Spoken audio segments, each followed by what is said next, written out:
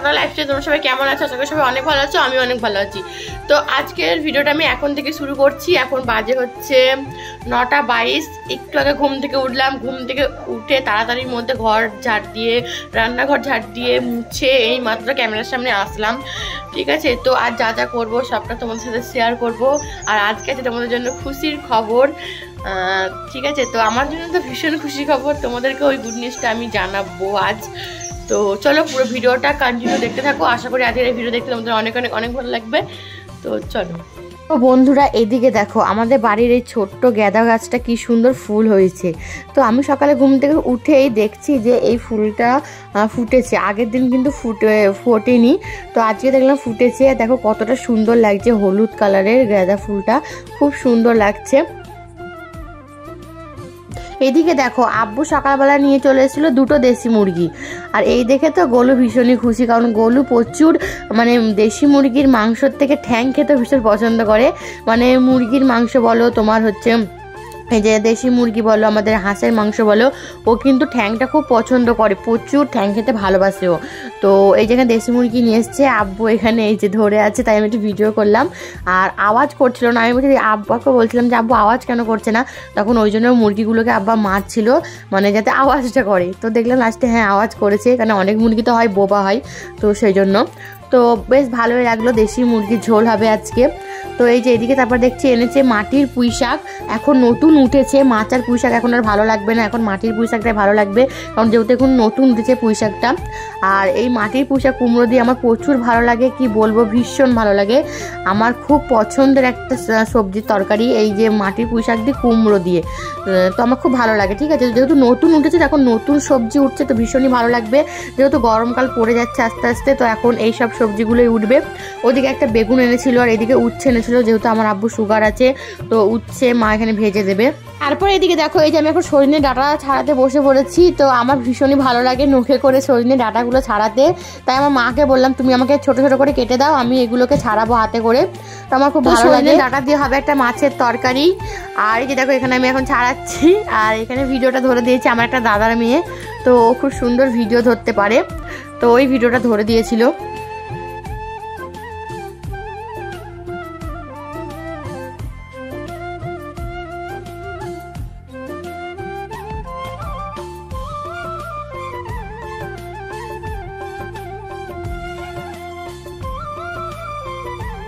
এদিকে দেখো বন্ধুরা, আমি এখন ডাইনিং টেবিলটাকে মুছে নিচ্ছি। তো আজকে আমি ডাইনিং টেবিল, ফ্রিজ, তারপরে আমাদের শোকেসটা, এগুলোকে একটু মোছামুছি করে নেব। কারণ হচ্ছে তোমরা তো বুঝতেই পারছো কি হতে পারে, যেটা আমি অলরেডি শর্টস আপলোড করে দিয়েছি, তোমাদের দাদাভাই বাড়ি আসছে। তো তোমরা অনেকক্ষণ ধরেই অপেক্ষা করে হয়তো ছিলে যে কখন তোমরা কথাটা শুনবে বা কবে তোমাদেরকে আমি বলবো যে তোমাদের দাদাভাই কবে বাড়ি আসছে। তো সেটা ফাইনালি আজ তোমাদেরকে বলেই দিচ্ছি। তোমাদের দাদাভাই বাড়ি আসছে হচ্ছে ফেব্রুয়ারি 10 তারিখে ও ট্রেনে চাপবে। ফেব্রুয়ারি 10 তারিখে ট্রেনে চাপবে, ফেব্রুয়ারি 10, 11, 12 তারিখে রাতে ও নামবে। ঠিক আছে, তো যখন ওর সাথে আমার বিয়ে হয়নি, তখন যখন বাড়ি আসতো সেই অনুভূতিটা একটা অন্যরকম ছিল।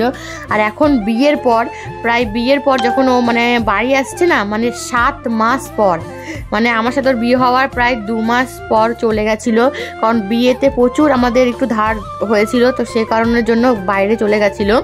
তো সেইগুলো ধারগুলো শোধ করার জন্য, তো সেগুলোকে অলরেডি শোধ করে তাও হয়ে গেছে। তো এখন ও বাড়ি আসছে 7 মাস পর, আর 7 মাস পর নতুন বিয়ে করা 7 মাস পর ওকে আমি দেখতে পাবো। মানে আমার মনের ভিতরটা যে কি হচ্ছে আমি তোমাদের বলে বোঝাতে পারবো না, প্রচুর প্রচুর আনন্দ হচ্ছে। তো প্রচুর আনন্দ হচ্ছে। তোমরা যারা প্রবাসীর বউ তোমরা তারাই জানো যে বর যখন বাড়ি আসে অনেক দিন পর কতটা মনে আনন্দ হয়। তো তোমাদের তো বললামই কেন গেছিলো, তো ওই জন্যই গেছিলো, ধার ছিল কিছু সেই জন্য, তো সেগুলো শোধ হয়ে গেছে আল্লাহর রহমতে। তো এখন ওই জন্য বাড়ি ফিরছে, আরও বাইরে যাবে না, এবারও এখানেই থাকবে, এখানেই কাজ করবে, আর বাইরে যাবে না। তো এটা ভেবেও মনে অনেক আনন্দ হচ্ছে। আর সত্যি কথা বলবো 7 মাস পর ওকে দেখতে পাবো, মনের ভিতরটা যে কি হচ্ছে কি তোমাদের বলে বোঝাতে পারবো না। আমি আগেই তোমাদের বললাম যে বিয়ের আগে যখন ও বাড়ি আসছে তখন ব্যাপারটা আলাদা ছিল, এখন যেহেতু বিয়ে হয়ে গেছে, বিয়ে হয়ে যাওয়ার পর বাড়ি আসছে, এখন মানে পুরোই অন্যরকম একটা অনুভূতি। কারণ এখন আমি জানছি ও আমার কাছেই আসবে, কারণ ও ডাইরেক্ট এখানে পূর্বস্থলীতে নামবে আমাদের স্টেশনে। আগে বিয়ের আগে পাটুলি স্টেশনে নামতো, তো ওখানে যেত, তো এখন তো ডাইরেক্ট এখানে নামবে। ঠিক আছে। তো মনটা ভীষণই ভালো লাগছে, কি বলবো, প্রচুর প্রচুর আনন্দ হচ্ছে। আর আমি জানি তোমরা এই কথাটা অনেকদিন ধরেই শুনতে চাইছিলে যে তোমাদের দাদাভাই কোথায় থাকে বা কবে বাড়ি আসবে, তো সেটা তোমাদের বলে দিলাম। তো ওইদিকে দেখো তোমার সাথে কথা বলতে বলতে আমার ওইদিকে ডাইনিং টেবিলটা কিন্তু মোছা হয়ে গেছিলো, আর এদিকে ফ্রিজটাও মোছা হয়ে গেছে। ফ্রিজের উপরটা প্রচুর নোংরা ছিল, সেগুলোকে মানে সব মুছে নিলাম আর পরিষ্কার করে ওখানটা করে মা একটা কাপড় দিল, সেটাকে ওখানে রেখে দিলাম। রেখে দেওয়ার পর দিদিদের যে ফটো ফ্রেমটা ছিল সেটাকে রেখে দিয়েছিলাম, তাহলে কি হয় সুন্দর লাগে ওই জন্য, আর নোংরা পড়বে না। মানে যদি ঢাকা দেওয়া হয় না ফ্রিজটার উপরটা, যদি কিছু দিয়ে ঢাকা হয় তাহলে নোংরাটা অতটা পড়ে না, তো ওই জন্য ঢাকা দিয়ে দিলাম। আর যেহেতু বড় বাড়ি আসছে সেই জন্য আর এত মানে মোছামুছি হচ্ছে, ঘর বাড়ি পরিষ্কার করা হচ্ছে। আর ওদিকে আমি চেয়ারগুলোকেও মুছে নিলাম, ডাইনিং টেবিলের চেয়ারগুলো প্রচুর ধুলো হয়েছিল সেগুলোকে মুছে নিলাম। তারপরে আমি এখানে এসেছিলাম আমাদের আলমারিটা শোকেসটাকে মুছতে। তো শোকেসটা প্রচুরই ধুলো হয়, আমি কিন্তু 2 দিন অন্তর অন্তর শোকেসটাকে মুছে দিই, কারণ আমার নোংরা একদমই ভালো লাগে না। তো আমি কিন্তু মানে শোকেসটাকে সুন্দর করে এখানে মুছে নিচ্ছি। আমি এদিকে আয়নাটাকে মুছে নিচ্ছি, তারপর শোকেসটাকে মুছে নিয়ে আমি এখানে সব কিছু আবার ঠিকঠাক করে রেখে দেবো। আর আমি যখন ওই বাড়ি যাবো আমার প্রচুর চিন্তা হচ্ছে যে কি অবস্থা হয়ে থাকবে, আমি নিজেই বুঝতে পারছি না। ঠিক আছে। আর ওই বাড়ির ব্লগ তোমাদের সাথে খুবই কম শেয়ার করেছি, একদিন শুধু শেয়ার করেছিলাম, বলতে গেলে শেয়ারই করিনি, শুধু একদিন ফার্স্ট আমার শ্বশুরবাড়ির ব্লগ শেয়ার করেছিলাম, আর শেয়ার করিনি। ঠিক আছে। তার মধ্যে দিয়ে প্রচুর ঝামেলাঝাটি গেছিলো, সেই জন্য আর কোনো মন সেরকম ছিল না, তাই ভিডিও করিনি। তারপরে এখানে চলে এসেছিলাম, এখান থেকে তোমার দাদাভাই গেছিলো বাইরে, এখান থেকে আমার বাপের বাড়ি থেকে। তো তারপর থেকে আমি আর ওখানে যাইনি, জানি না কি অবস্থা হয়ে আছে। যেদিন যাবো তোমার দাদাভাই আসবে সব, এবার তোমাদের সাথে সব ব্লগ শেয়ার করব। ওখানে যাব যেদিন, ওখানে কি মানে করব সব এবার তোমাদের সাথে শেয়ার করব। ঠিক আছে, সবটা তোমাদেরকে দেখাবো। তো দেখো এখানে তোমাদের সাথে কথা বলতে বলতে প্রায় ওদিকে শোকেসের আয়নাটা মোছা হয়ে গেছে, নিচটাও মোছা হয়ে গেছে, এখন টিভিটা ভালো করে মুছে নিলাম। তারপর আমি এখানে এই যে আমাদের খাটের যে পাওয়াটা থাকে মানে স্টিলের, সেটাকে এখন মুছে নেব, সেটাতেও প্রচুর ধুলো জমে। এটাও কিন্তু আমি 2 দিন অন্তর অন্তর মুছে নিই, এটা আর শোকেসটা আমি মুছি। ঠিক আছে। ওদিকে আলমারিটাও মুছে নিয়েছিলাম।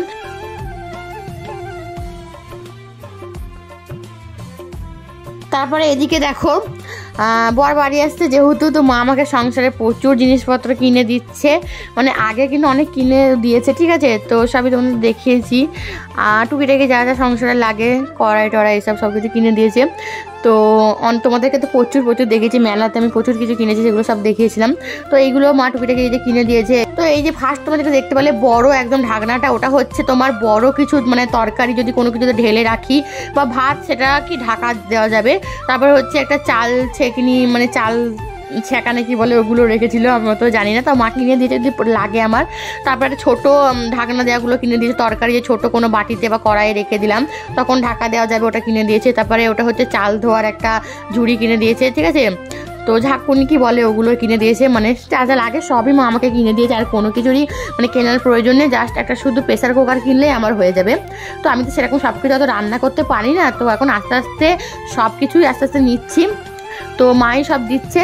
তো যাই হোক বন্ধুরা, ওদিকে জামা কাপড়গুলো সব তুলে নিলাম, আর এখানে ঘরটা এখন ঝাড় দিয়ে নিচ্ছি। আর এই যে এই বেডশিটটা সকালে আমি পেতেছি। তো ওদিকে ছিল বন্ধুরা শীতের যে ব্ল্যাঙ্কেট লেপ, ওইগুলো ছিল, ওগুলো আস্তে আস্তে এবার গরম পড়ছে, কাচাকুচি করে তুলে দেওয়া হবে। এই যে জানলার সামনে বসে সুন্দর প্রকৃতির যে হাওয়াটা, এটা উপভোগ করার মজাটাই আলাদা, এত সুন্দর লাগছে কি বলবো। জানলা একদম সামনে, আর আমি একদম জানলার সামনেই বসে আছি, আর একটা সুন্দর হাওয়া আসছে জানলা দিয়ে, খুব সুন্দর লাগছে। আজকে প্রকৃতিটা খুবই সুন্দর, যেহেতু এখন পাতা ঝরা মাস, যেহেতু বসন্তকাল মানে পড়বে কিছুদিন পর, তো প্রচুর সুন্দর লাগে এই মাসটা, মানে ফাল্গুন মাসটা যখন পড়বে প্রচুর সুন্দর লাগে ফাল্গুন মাসটা, কারণ পাতা ঝরে, প্রচুর হাওয়া দেয়, তো ভীষণই ভালো লাগে। তো সত্যি ভীষণ ভালো লাগে। তো এখন আমি জানলার সামনেই বসে আছি আর হাওয়াটা এখন উপভোগ করছি। তো তোমরা একটু দেখো হাওয়াটা কত সুন্দর দিচ্ছে, পুরো সামনে একদম ফাঁকা ফাঁকা, একদম পিছনে মাঠ, পিছনটা ফাঁকা মাঠ, তো প্রচুর সুন্দর হাওয়া দিচ্ছে, খুব সুন্দর লাগছে, তাই না সোনা? আর যেহেতু ফাল্গুন মাস পড়ে যাবে আর কিছুদিন পর, ফাল্গুন মাসটা মানে ভীষণ সুন্দর একটা মাস, খুব সুন্দর ওয়েদার হয়, মানে হাওয়া দেয়, পাতা ঝরে।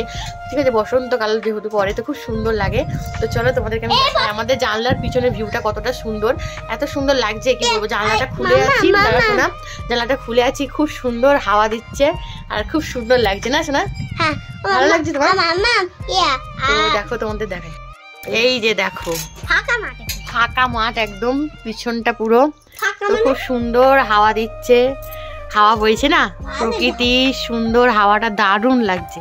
প্রকৃতির যে হাওয়াটা মানে খুব সুন্দর। ফ্যানের হাওয়ার থেকে গরমকালে যেহেতু গাছের হাওয়াটা যখন দেয় না ভালো লাগে, ফ্যানের হাওয়ার থেকে গাছের হাওয়াটাই ভালো লাগে। ফ্যানের হাওয়াটা অতটা ভালো লাগে না, কিন্তু গাছের যখন হাওয়াটা দেয় সেই হাওয়াটা খুব সুন্দর লাগে গরমকালে। হ্যাঁ, ওই যে সর্ষে বাগান তোমাদের আগে দেখেছিলাম পিছনটাই, তো যেহেতু এখন সর্ষে উঠে যাচ্ছে তো সর্ষে ফুলগুলো সব পড়ে গেছে, সর্ষে গুলো আছে। ওই বাদর বসে আছে পাঁচিলে, বাদরের সব খেয়ে নিয়েছে। আর ওই যে সর্ষে গাছ ছিল প্রচুর, তোমাদের দেখিয়েছিলাম, সর্ষে ফুল হয়েছিল, এর তোমাদের একটা শর্টসে দেখিয়েছিলাম। তো এখন আর একটা ফুল নেই, সব ফুল ঝরে গেছে, শুধু সর্ষে গুলো আছে। 2 hours later. তো বন্ধুরা দুপুরবেলায় খাওয়া দাওয়া করার পর আমি একটু ঘুমিয়েছিলাম। তো ঘুম থেকে উঠে দেখছি দিদি এখানে পাকান পিঠা বানাচ্ছে। তো আমি গেছিলাম ঘরে, রান্নাঘরে, তারপর দেখছি এখানে পাকান পিঠা বানাচ্ছে। তো আমার তো পাকান পিঠা খুব ভালো লাগে, তোমাদের কাদের কাদের ভালো লাগে একটু কমেন্ট করে জানিও। আমার কোনো ভিডিও শ্যুট করিনি। তো আজকে ভিডিওটা এই পর্যন্ত, ভালো লাগলে অবশ্যই লাইক করো, কমেন্ট করো, শেয়ার করো, চ্যানেলটাকে সাবস্ক্রাইব করে রেখো। আর অবশ্যই চ্যানেলটাকে ফলো রেখো, কারণ এরপর থেকে দারুণ দারুণ ব্লগ আসতে চলেছে, তোমার দাদা ভাইয়ের সাথে সুন্দর সুন্দর ভিডিও আসবে। তো অবশ্যই চ্যানেলটাকে কিন্তু ফলো রেখো। চলো বন্ধুরা আজকের মতো টাটা, সবাই ভালো থেকো, সুস্থ থেকো। তো দেখা হচ্ছে নেক্সট ভিডিওতে।